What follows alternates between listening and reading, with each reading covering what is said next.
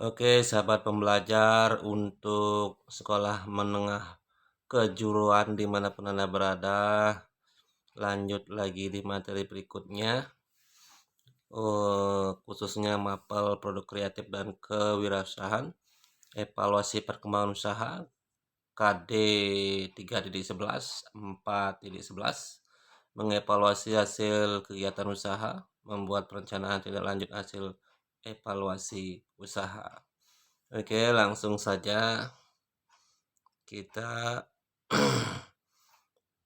uraikan. Nah, yang berkaitan dengan pengembangan usaha, ada unsur-unsur dalam pengembangan usaha. Di antaranya ada unsur dari pihak dalam dan unsur dari pihak luar. Nah, dari pihak dalam atau internal adanya niat dari si pengusaha untuk mengembangkan usaha menjadi lebih besar.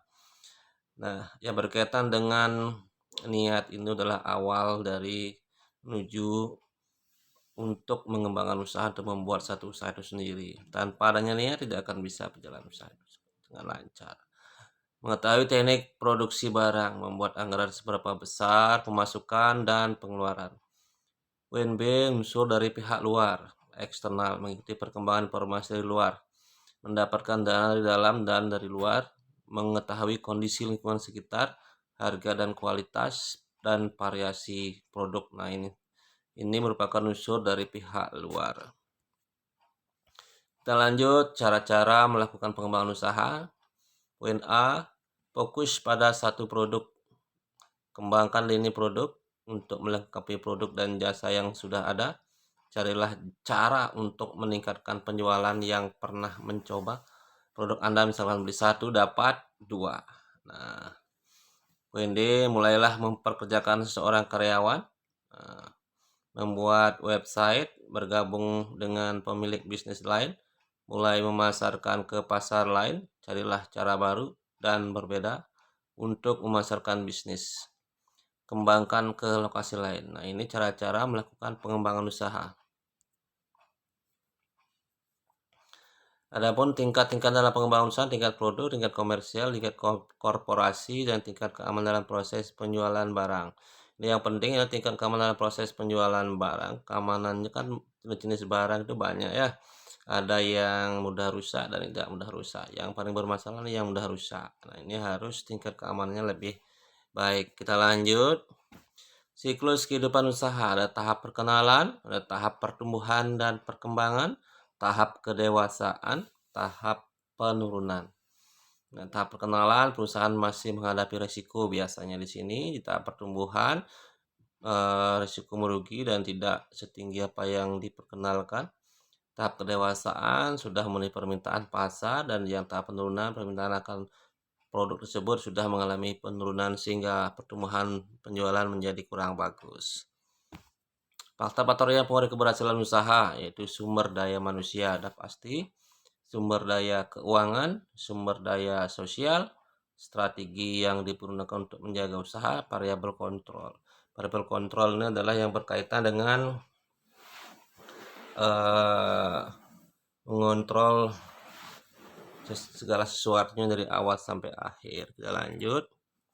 Pengembangan usaha dapat dilakukan dengan cara go public, dengan kartel, trust, holding company, ya, dengan joint venture, dengan merger, akuisisi. Indikator perkembangan usaha, di sini ada indikator perkembangan usaha, jumlah pelanggan dari waktu ke waktu mengalami peningkatan, jenis dan jumlah barang jasa yang dijual semakin bertambah, jangkauan penjualan semakin luas, modal yang dimiliki semakin banyak, aset usaha barang-barang berharga bertambah. Nah, ini indikator dari usaha tersebut mulai berkembang. Lanjut. Nah, ini untuk latihan individu bagi Anda agar bisa menambah wawasan yang berkaitan dengan perkembangan usaha itu sendiri. Oke, kita lanjutkan. Pengertian evaluasi. Nah, evaluasi proses yang dilakukan ketika kesimpulan telah didapatkan, namun ada hal-hal yang dianggap kurang sesuai dengan arah pencapaian tujuan. Nah, ini adalah evaluasi. Kita lanjut. Tujuan evaluasi hasil kegiatan usaha menurut Prawiro. Tujuannya lalu mengetahui seberapa baik tingkat pengusahaan seseorang terhadap kompetensi yang telah ditetapkan, mengetahui kesulitan yang dialami seseorang, mengetahui tingkat efisiensi dan efektivitas suatu metode, media, dan sumber daya yang dimiliki. Umpan balik informasi penting bagi pelaksana evaluasi untuk memperbaiki kekurangan yang ada. Nah, ini adalah tujuan evaluasi hasil kegiatan usaha. Fungsi evaluasi hasil kegiatan usaha yang menurut Nurul memperkecil resiko kegagalan investasi dan dapat memperbesar peluang keberhasilan investasi yang bersangkutan, memandu pemilik dana untuk dapat mengoptimalkan penggunaan dana yang dimiliki. Nah, ini adalah fungsi evaluasi hasil kegiatan usaha menurut Nurul. Lanjut, tahap-tahap pelaksanaan evaluasi usaha. Menurut Prawiro ada menentukan topik evaluasi, merancang kegiatan evaluasi, pengumpulan data, dan pelaporan hasil analisis. Apa saja yang perlu dievaluasi dalam bisnis? Menurut Kurniawan, posisi keseluruhan usaha, adanya kemajuan atau kemunduran usaha, langkah-langkah perbaikan atau pengembangan, pikirkan target usaha Anda selanjutnya. Nah, ini yang berkaitan dengan evaluasi usaha restoran. Ya. Menurut konten beberapa langkah membantu kelancaran proses evaluasi.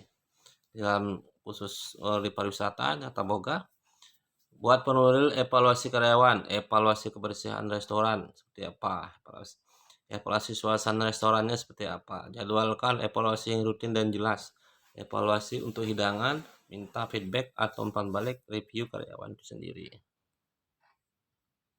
Apa saja yang perlu dievaluasi dalam bisnis? Proses keseluruhan usaha, adanya kemajuan dan kemunduran usaha, langkah-langkah perbaikan atau pengembangan, pikirkan target usaha Anda selanjutnya. Nah, ini sudah tadi ya. Perencanaan tindak lanjut hasil evaluasi usaha. Menurut Tami, ada 6 komponen perencanaannya.